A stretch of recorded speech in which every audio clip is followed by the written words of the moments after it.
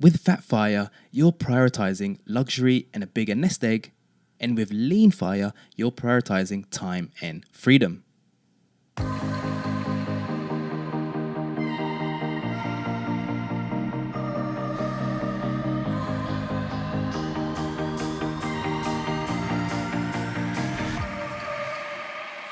You don't have to wait until you reach financial independence to start enjoying your life.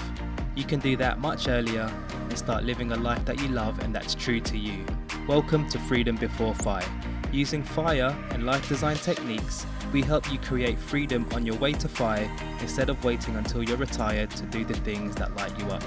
I'm your host Greg, a fire movement and life design enthusiast. If you're itching to get freedom now, then let's do this.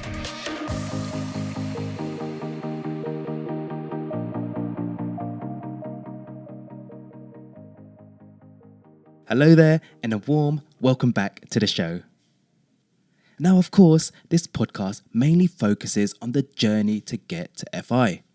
But today, I wanted to touch on the end goal a little bit, which of course is reaching your FI target or reaching fire.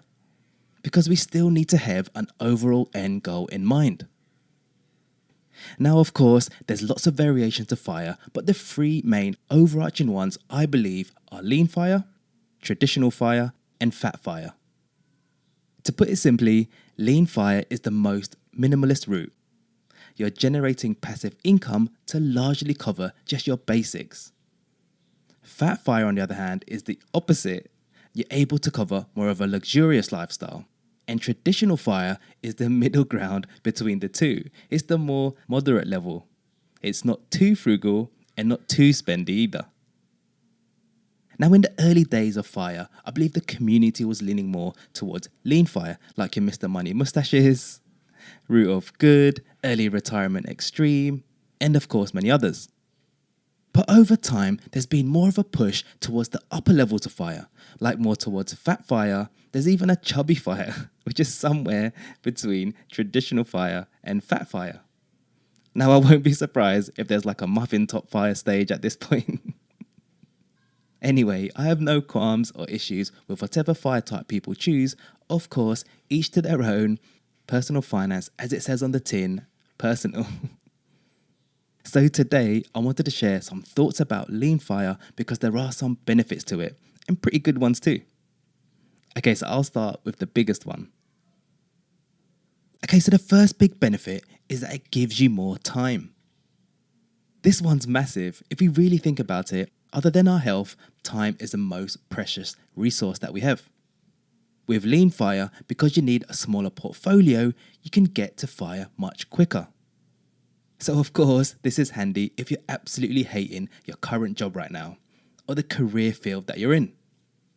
You can change career or just quit work altogether since your basic expenses are already covered.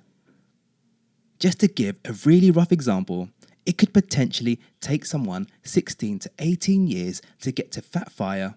So if they started their fire journey at 35, they would get to fat fire around their early 50s.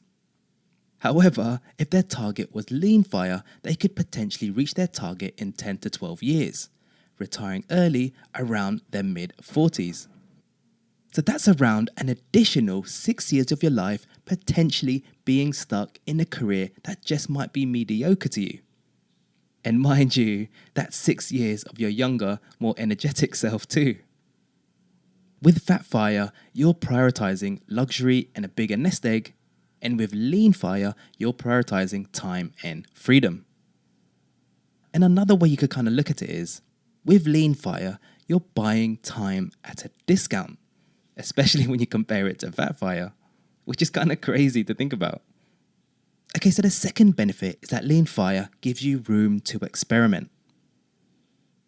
Lean fire gives you more room to experiment in life, and it gives you a whole host of life options.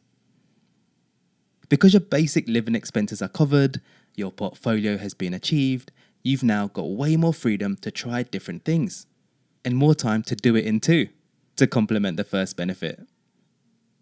If you still choose to work at this stage, and since you're not too worried about the amount of income you'll receive, you can experiment with a different career and start at an entry level. Or you can choose a more simple job just to get a bit of extra income on the side. The real benefit at this stage is that you can even experiment with a business, side hustle, or passion project that you've always wanted to try out, all without the stress of trying to make it profitable ASAP. Okay, so the third benefit is that it lowers your mental stress.